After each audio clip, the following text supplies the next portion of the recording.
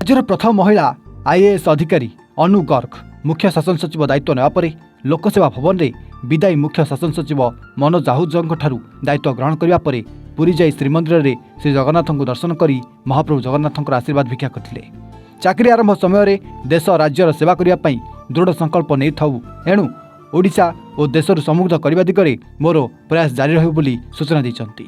समस्त को सांगरे नहीं कार्य करने सहित महिला और युव सशक्तिकरण सहित पुंजी विनियोग त्वरान्वित करने कृषि शिक्षा स्वास्थ्य और गमनागमन भली भित्तिभूमि निर्माण को अग्राधिकार देवे बोली श्रीमती गर्ग सूचना देते। प्रथम दिवस में मुख्यमंत्री कार्यालय परिसर में विभिन्न अधिकारी मान सहित चलित वर्षर अभिमुख्य कार्यक्रम संपर्क आलोचना कर परिप्रेक्षी राज्यपाल डॉक्टर हरिबाबू कंभमपति राज्यपाल कार्यालय सौजन्यमूलक साक्षात कर नूतन वर्षर स्वागत जणाइबा सहित विकासमूलक पदक्षेप और कल्याणकारी कार्यक्रम संपर्क में आलोचना करथिले। ब्यूरो इनपुट सह अक्षय कुमार नंदक रिपोर्ट एवन ओडिशा।